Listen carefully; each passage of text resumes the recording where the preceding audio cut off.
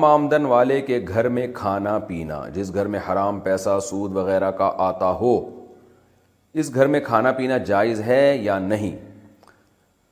شاکر شاہ India سے۔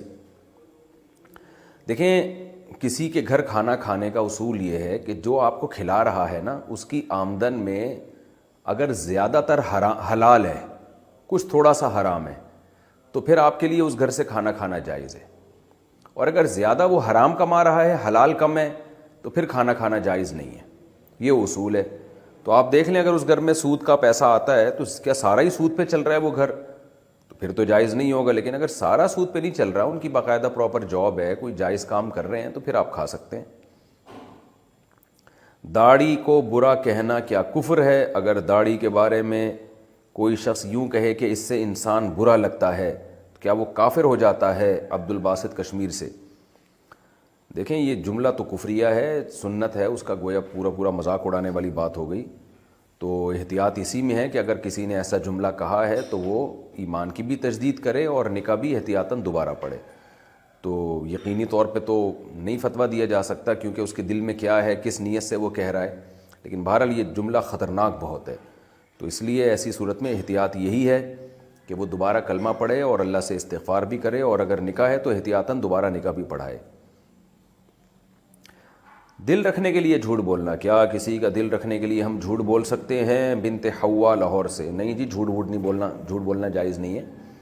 البتہ کسی کا دل رکھنے کے لیے توریہ کرنا جائز ہے۔ توریہ کا مطلب یہ کہ آپ کوئی بات کریں اور آپ کی نیت کچھ اور ہو اور سامنے والا اس کا مفہوم کچھ اور لے رہا ہو، تو اس طرح گول مول بات، جس کو ٹوپی کرانا کہتے ہیں، تو اس طرح کی تو چیزوں کی گنجائش ہے، جھوٹ بولنا جائز نہیں ہے۔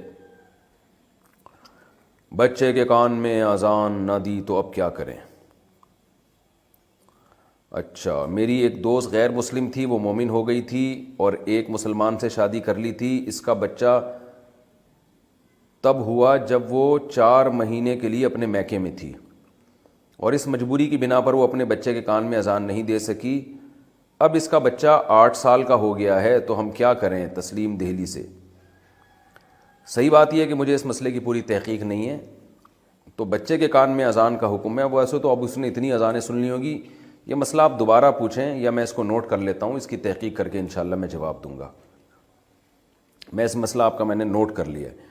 قرآن مجید کی آن لائن تلاوت سننا، کیا موبائل وغیرہ میں آن لائن قرآن لگا کر سن سکتے ہیں؟ جی بالکل سن سکتے ہیں، وہ بھی باعث ثواب ہے۔ فجر سے پہلے نوافل پڑھنا، کیا فجر کی نماز سے پہلے نفل نماز پڑھ سکتے ہیں؟ بنت عبداللہ انڈیا سے۔ نہیں جی، فجر کی نماز سے پہلے صرف 2 سنتیں پڑھ سکتے ہیں اور نفل نہیں پڑھ سکتے آپ۔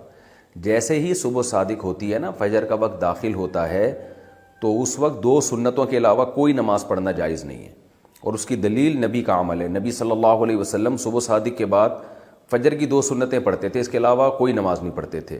تو یہ نبی کا عمل خود اس کی دلیل ہے، حالانکہ آپ نماز پہ بہت حریص تھے، تو نبی کا عمل اس کی دلیل ہے کہ نہیں پڑھنا چاہیے۔ ہاں، فرض نماز پڑھ سکتے ہیں، قضائے عمری پڑھ سکتے ہیں، یہ جائز ہے۔